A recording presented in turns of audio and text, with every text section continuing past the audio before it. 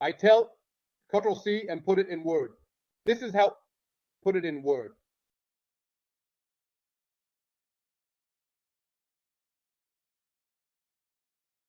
After I put it in Word, I can say I want to change these objectives and put my own objectives. We talked about the physical components. It mentions or lists such as the physical components of the system are crucial. There are two main components, each playing a vital role in the overall functionality and efficiency of the system. We classify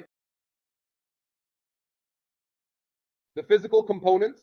I don't want to take too much of your time. All right, I set a group of objectives and then I say Ctrl-A and I tell it Ctrl-C. Ctrl-A to select all and Ctrl-C means copy. After completing my initial tasks, then I proceed to the editor right here. This editor, you have the ability to insert my course and I will instruct it by pressing Ctrl-V. Keep keeping. Of course, this is the image that hasn't been downloaded and I can download this image very easily. I told you from here like this, and you can do an insert. Press here to get the images, and there you go. The image is downloaded, and you tell it to send.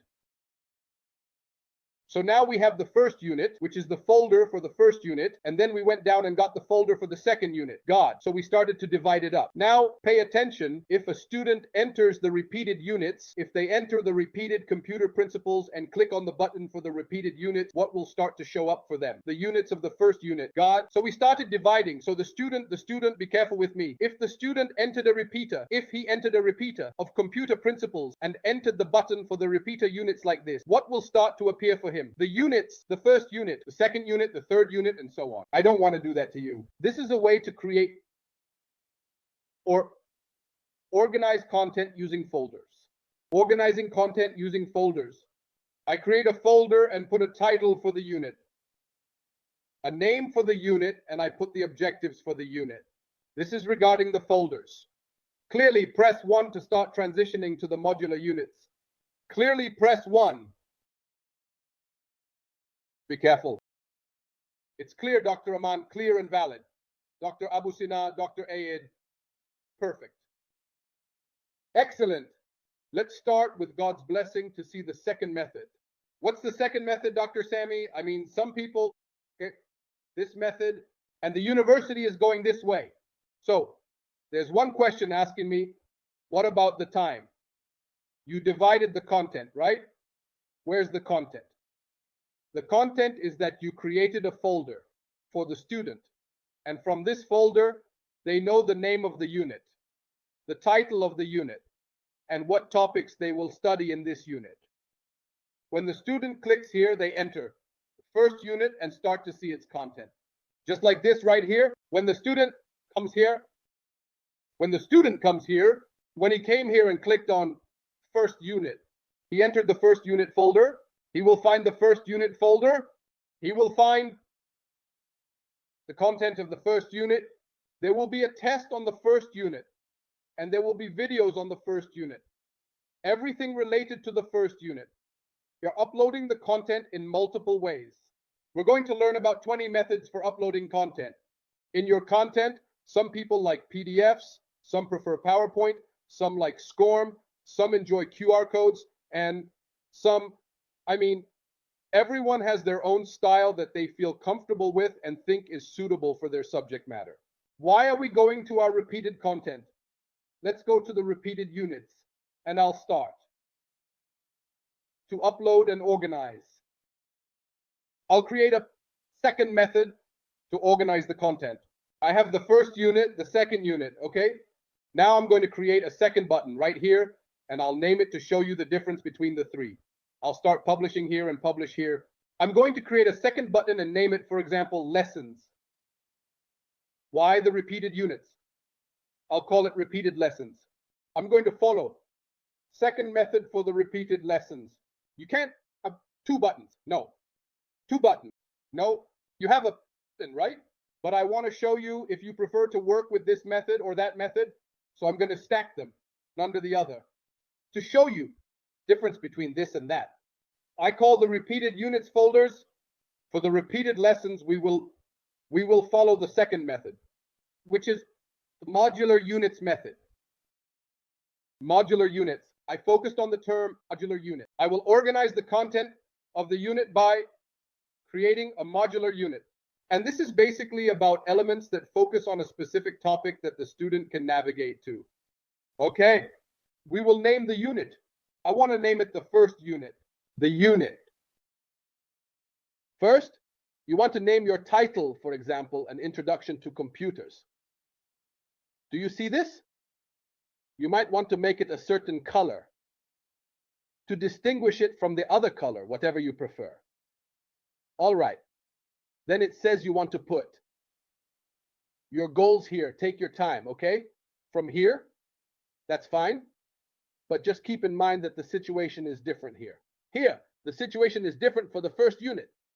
If you want to put your goals, as we say, put them here, no problem. Can we come here and I'll set the goals, okay? Here, I really don't like the idea of having the goals too much for one reason. Let me tell you why. Because it follows you in a way that's kind of like a book. So I don't want anything to separate from the book. So I'm not going to put the goals here. I'll go down and check the other options. I'm telling you, focus with me now. Everyone focus with me. So I don't want anything to separate from the book. So I'm not going to put the goals here. I'll go down and check the other options. Let me tell you something. Everyone focus with me now. It's a sequential requirement and I've set the default to no. What I'm saying is focus with me now. Everyone focus with me. Sequential requirement and I set the default to no. What is a sequential requirement?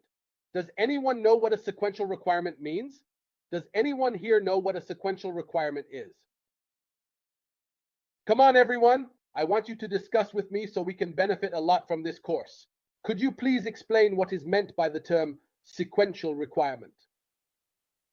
I would appreciate a detailed explanation to better understand this concept. Thank you for your assistance. No one wants to speak. The order, the sequence by numbers. You've come close. The strict category is imposed. If I set it to yes, student will move from one point to another after finishing the first. They can't move from the second point to the third until they finish the second. So it's required. But if I didn't set a requirement here and said no, they could go to the fourth point without completing the first three. So if I said yes to the sequential requirement, it means they must follow the order. 1, 2, 3, 4. They can't skip from 1 to 3, must go through 2. They can't skip from point 3 to point 4 either. But if I didn't set a requirement here and said no, they could go to the fourth point without going through the first, second, and third points. So if I said yes to the sequential requirement, that means I'm forcing the student to go through the unit in the order I want, 1, 2, 3, 4. They can't skip or jump from point 1 to point 2, and they can't skip from point 2 to point 3 either. They can't skip from point 3 to point 4.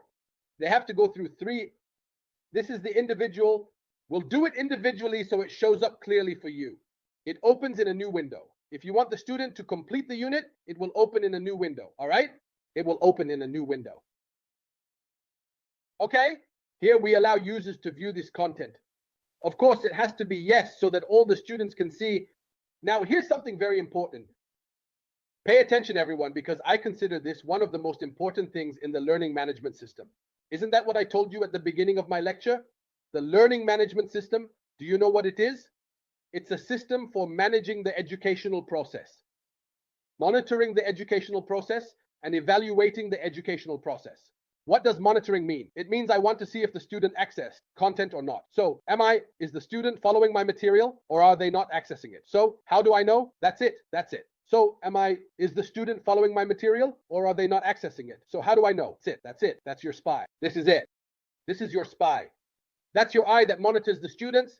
Did they access your content? How many students entered? How long did they stay? On what day did they log in? All this information. I'll show you how to generate a report. For example, a student comes in and you're teaching specific students. And there's a student who misses a lot. And then you tell him, hey, you're not attending. I say, no, I'm following along. I know what's going on.